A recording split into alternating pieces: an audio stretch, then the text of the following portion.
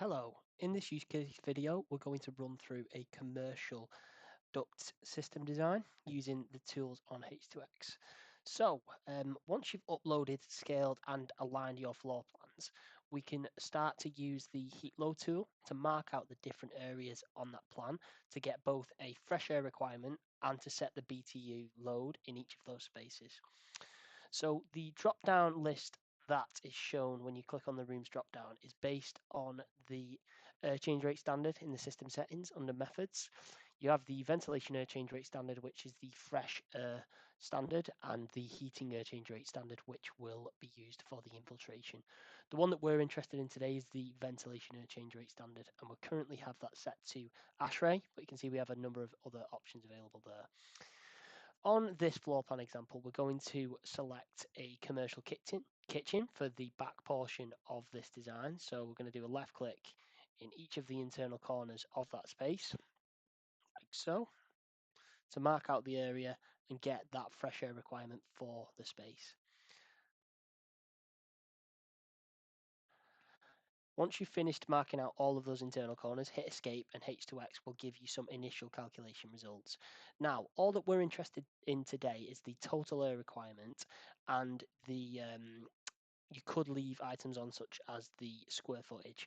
But yeah, we're interested in the total air requirement and also the loss and gain requirements here. To just show those, you can untick all of the results from the results view here by hitting deselect all. We'll then be able to just select the room name, the zone and room air changes, and we'll also be able to select the building heat gain and the building heat loss, and that'll show at the bottom of our design, totaling up the total BTU load for the heating and the cooling load. Now, this front portion of the design, I'm going to use a retail space, and similar to the steps we took before, we'll just do a left click on the internal corners of that room.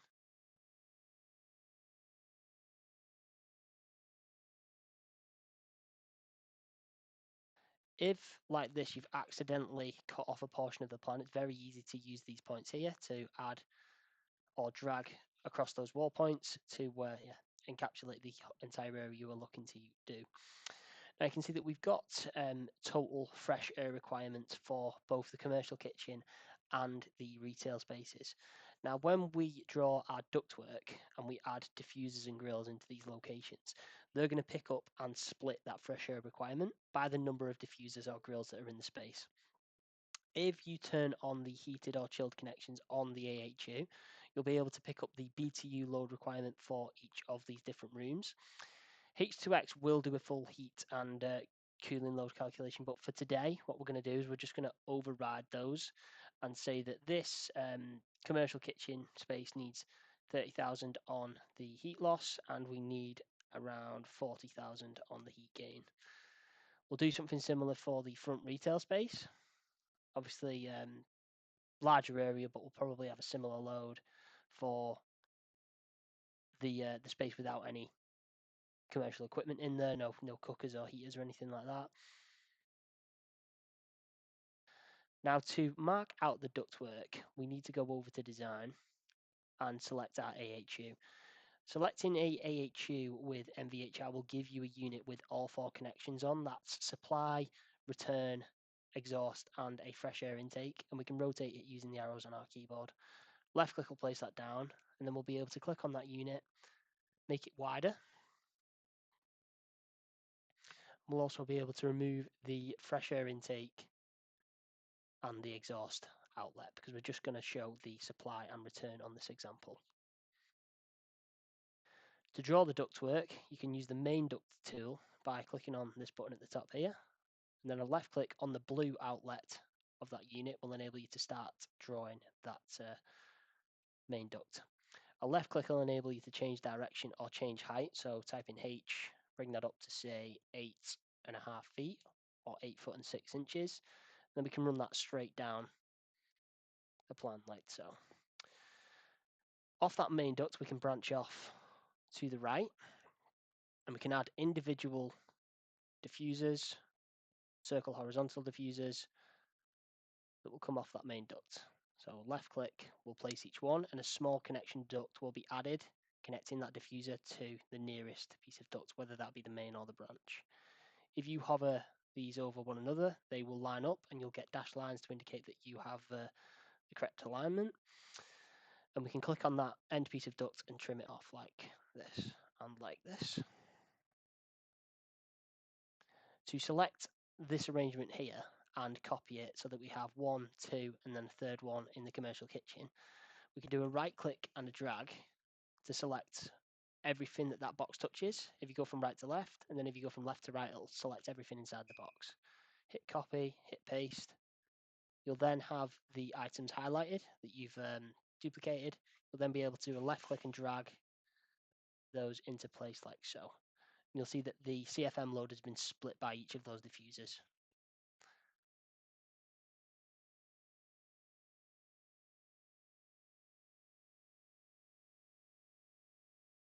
Now, because we have a smaller space for the commercial kitchen, what I'm going to do is I'm just going to do a right click and drag and delete those bottom two diffusers, and you'll see that the CFM load will get split between the two in this instance now. Running the return is the exact same process, so I'll run some return ducts out now.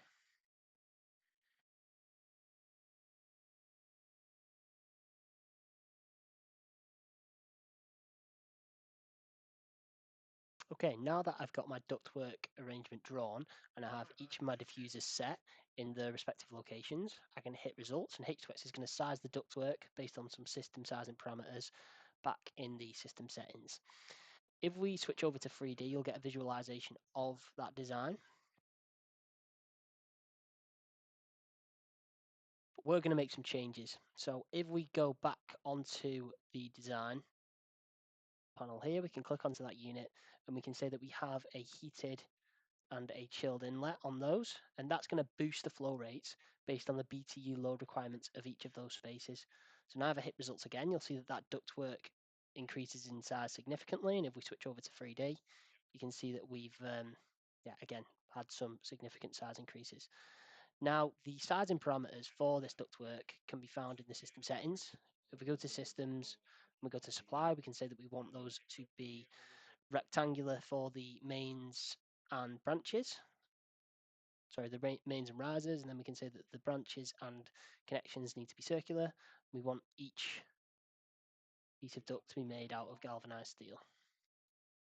We can also look at the connection settings, so we can say that each are rectangular mains to circular branches, we want those to be shoe connections, and on our circular elbows, we want those to be smooth.